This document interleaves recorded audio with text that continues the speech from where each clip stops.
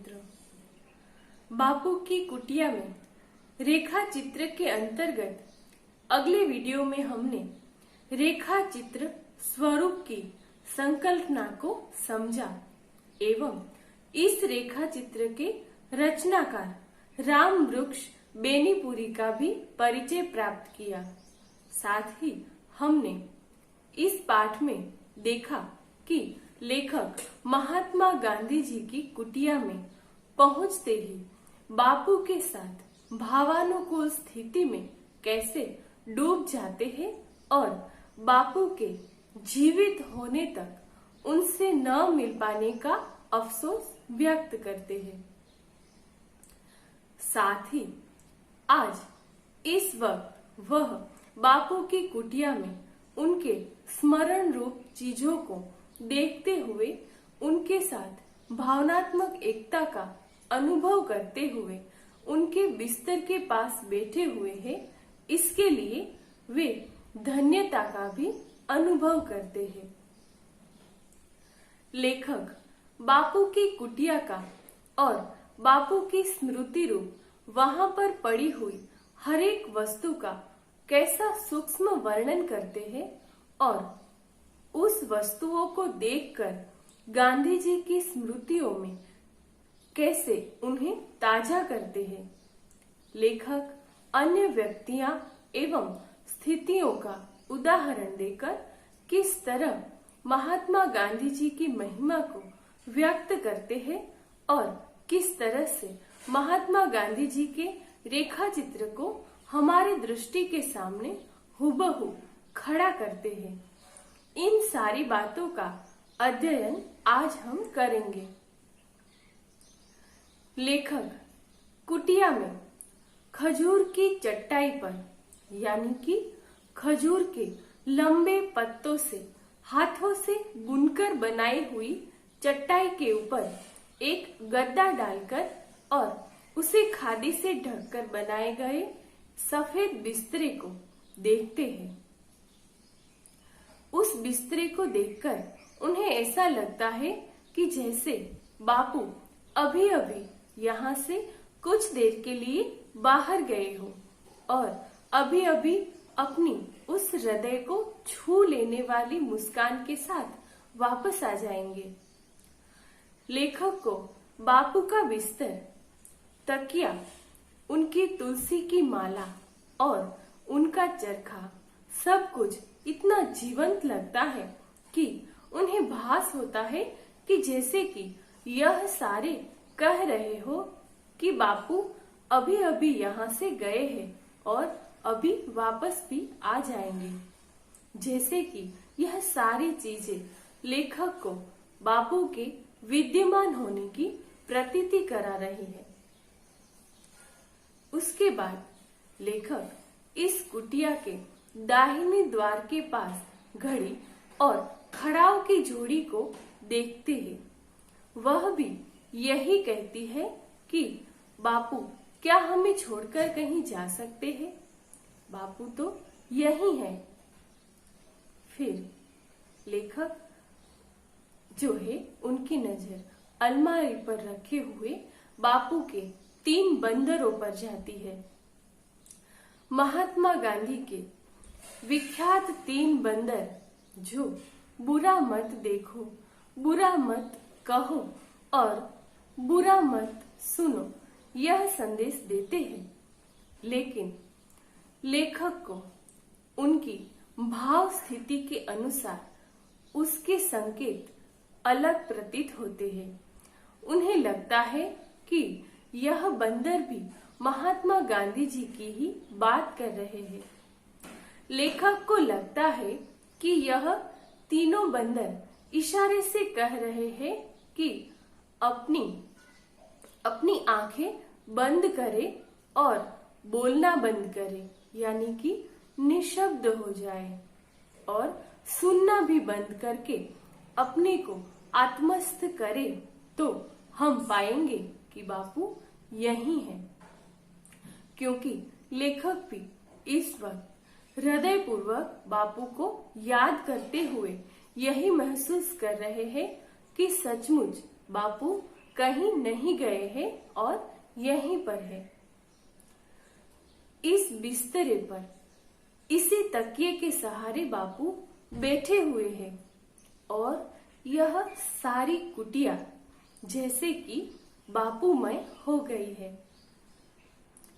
इस प्रकार भावपूर्ण स्थिति में लेखक बापू की उपस्थिति का अनुभव करते हैं। उन्हें लगता है कि सचमुच बापू कहीं नहीं गए हैं, इसी बिस्तरे पर उस तकिए के सहारे बैठे हुए हैं। उन्हें लगता है जैसे कि बिस्तर पर बैठे बापू अपने यर्वदा चक्र को घुमा रहे हैं। अब प्रश्न होगा कि यह यर्वदा चक्र क्या है? तो जिस चरखे से बापू पुणे की यर्वदा जेल में अपने कपड़ों के लिए सूत काता करते थे, यह चरखा जो है वह यर्वदा चक्र के नाम से विख्यात हुआ। विद्यार्थी मित्रों, क्या आप जानते हैं कि महात्मा गांधी जी चरखे को इतना महत्वपूर्ण मानते थे कि सफर में भी वे चरखे को हमेशा अपने साथ रखते थे और फुर्सत निकालकर जरूर ही काट लेते थे। इतना ही नहीं, बीमारी और कमजोरी में भी वे काटना नहीं छोड़ते थे। वे जब जेल जाते थे तो वहां पर भी वे अपने प्राणों से प्यारे इस चरखे को जरूर साथ ले जाते थे। यर्वदा जेल में गांधी जी ने 2 चक्कों वाले चरखों पर खूब काटा और काटते काटते उन्होंने उसमें कई तरह के सुधार भी किए। यही सुधारा हुआ चरखा आज यर्वदा चक्र के नाम से मशहूर है। महात्मा गांधी जी यह दृढ़ रूप से मानते थे कि इस चरखे से देश के करोड़ों नंगे अपना तन ढक सकते हैं और करोड़ों भूखे लोग भरपेट भोजन पा सकते हैं। चरखे के सूत में देश को स्वराज्य दिलाने की शक्ति है, इसलिए गांधी जी उसे कामधेनु कहते थे और उसकी हल्की मीठी गूंज में वे मीठे संगीत का अनुभव करते थे। बापू कहते कि देश में जो करोड़ों गरीब हैं, जो दिन रात पसीना बहाकर भी भरपेट खा नहीं पाते, उनके दुखों का यदि किसी को अनुभव करना हो तो कैसे हो सकता है? वह तभी हो सकता है जब हम भी उनकी तरह कुछ मेहनत करें, कुछ पसीना बहाए। इसलिए गांधी जी कहते हैं कि जिन्हें देश के गरीबों का दुख दूर करना है और उसके दुखों में शरीक होना है, उन्हें हर रोज कम से कम आधा घंटा सूत काटना चाहिए। तो गांधी जी से अभिन्न रूप से जुड़ा हुआ यह चरखा लेखक को ऐसा एहसास कराता है कि बापू अपने बिस्तर पर बैठे बैठे चरखा घुमा रहे हैं। सामने एक कलमदान भी पड़ा हुआ है, जिसे देखकर लेखक को अनुभूति होती है कि अभी कुछ देर पहले ही बापू ने सामने रखे कलमदान से कलम निकालकर कुछ लिखा है। इतने में उनकी नजर 2 नारियल के वृक्षों के बीच गैर से लिखे ओम शब्द की ओर जाती है और उस ओम के ऊपर हे राम लिखा हुआ है, जिसे देखकर लेखक आहत हो जाते हैं। उन्हें अचानक से लगता है जैसे उनको कल्पना लोक से उठाकर किसी कठोर चट्टान पर पटक दिया गया हो, क्योंकि हे राम शब्द महात्मा गांधी जी के द्वारा उनके अंतिम क्षणों में बोले गए शब्द थे। आश्रम में प्रवेश करके कुटिया में आने के बाद और गांधी जी से जुड़ी हर चीजों को देखने के बाद लेखक उनके प्रति अपने गहरे लगाव के कारण अपनी भावनामय स्थिति में गांधी जी के जीवंत होने की ही कल्पना कर रहे थे और ऐसे में अचानक उनके अंतिम क्षणों के जो शब्द थे वे सामने आते हैं और सामने आते ही उन्हें लगता है कि उन्हें कल्पना लोक से पटक कर कठोर चट्टान पर डाल दिया गया हो। यह शब्द इस वास्तविकता को याद दिलाते हैं कि बापू अब हमारे बीच नहीं रहे हैं। बापू को हमसे छीन लिया गया है। महात्मा गांधी की अंतिम क्षणों में बोले गए शब्द हे राम, इन शब्दों के लिए लेखक यहाँ पर गोस्वामी तुलसीदास जी की पंक्तियां उद्धृत करते हैं। ऐसा कहा जाता है कि अंत काल में राम नाम बोलने से अविनाशी गति यानी कि मुक्ति प्राप्त होती है।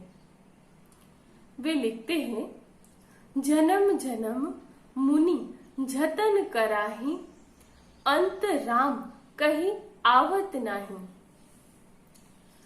लेखक तुलसीदास जी की पंक्ति को उद्धृत करते हुए कहते हैं कि मुनिगण जन्म जन्म से यानी कि प्रत्येक जन्म में साधना करते रहते हैं, बहुत जतन करते हैं, फिर भी अंत काल में उनसे राम नहीं कहा जाता। लाख कोशिशों के बाद भी अंत काल में उनके मुख से राम नाम नहीं निकलता। लेखक कहते हैं कि जब गांधी जी ने मृत्यु के समय राम का नाम लिया, उस दिन संसार ने पाया था कि ऋषियों की परंपरा टूटी नहीं है, बल्कि उसमें नई ज्योति, एक नई कड़ी जुड़ गई है। इस प्रकार महात्मा गांधी जी के विरल व्यक्तित्व से अभिभूत लेखक उनको हमारे ऋषियों की श्रेणी में रखते हैं। लेकिन लेखक को इस बात का बड़ा ही दुख है कि जिसने बापू की हत्या कर दी, उसे बापू की इस महानता का पता ही नहीं था।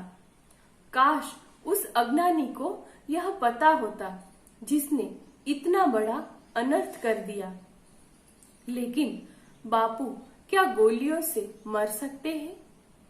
नहीं, लेखक यह दृढ़ता पूर्वक कहते हैं कि बापू अमर है और वह अपने दिव्य रूप में सिर्फ यहाँ पर ही विद्यमान नहीं है। उनकी सत्ता और महत्ता तो यत्र तत्र सर्वत्र व्याप्त है और तब तक व्याप्त रहेंगी जब तक आकाश में चांद तारे और पृथ्वी पर उद्भिज, अंडज और पिंडज है। महात्मा गांधी एक मर्त्य व्यक्ति नहीं थे, एक शाश्वत मूल्य एवं विचार के जीवंत रूप थे। जिस तरह से जीसस क्राइस्ट, बुद्ध आदि ने शाश्वत सत्य को मानव सुलभ परिभाषा में स्पष्ट करके समझाया, एक आदर्श समाज की नई व्यवस्था को जन्म दिया, महात्मा गांधी जी ने भी एक सभ्य समाज व्यवस्था का मॉडल हमें दिया। वे हमारी प्राचीन भारतीय संस्कृति के वसुधैव कुटुंबकम का जीवंत प्रतीक।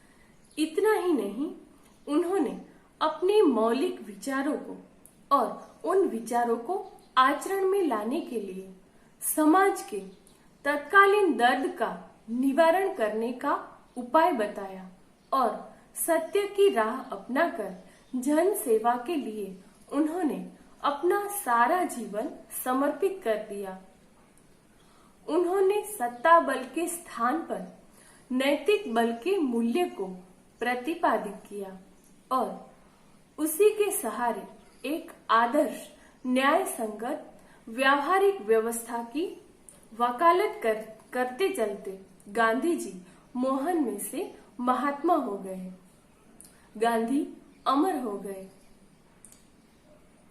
लेखक महात्मा गांधी जी के बिस्तर को भी महान कहते हैं, क्योंकि उसमें से महात्मा गांधी जी का सादगी का गुण झलकता है।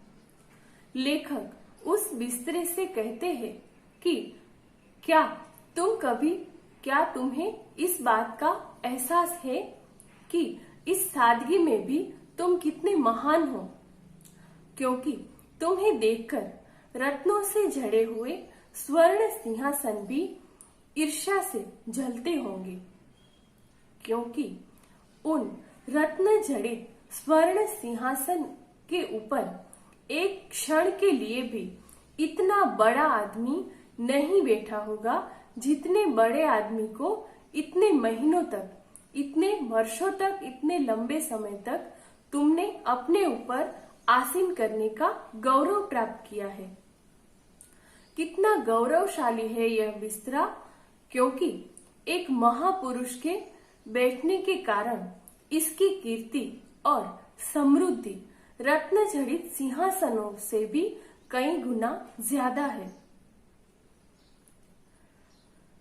दक्षिण अफ्रीका से लौटने के बाद महात्मा गांधी एक समारोह में अपने भाषण से, जिसमें एक समारोह में उन्होंने अपने सत्य पर आधारित वाक्यों से वहां पर मौजूद राजा महाराजाओं से लेकर अंग्रेजी हुकूमत को हिला दिया था। इसके बाद उन्होंने मंच पर और सामने विराजमान रत्न जड़ित आभूषणों से दमकते हुए राजाओं महाराजाओं की उपस्थिति को बेशकीमती जेवरों की भड़कीली नुमाइश बताते हुए उन्हें देश के असंख्य दरिद्रों की दरुण स्थिति का ध्यान दिलाया था।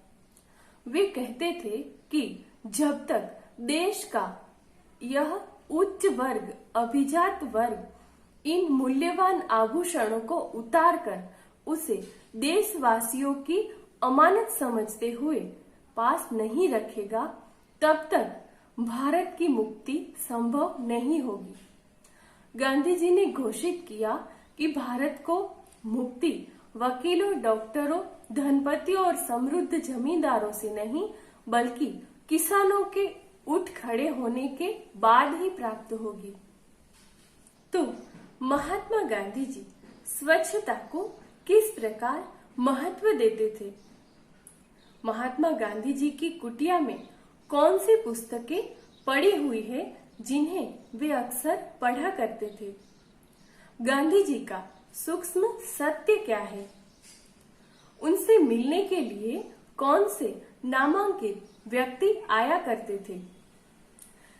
लेखक की इसी बापू की कुटिया की मुलाकात के द्वारा यह सारी बातें इस प्रकरण के भाग 3 में हम इसका अध्ययन करेंगे। तब तक के लिए नमस्कार।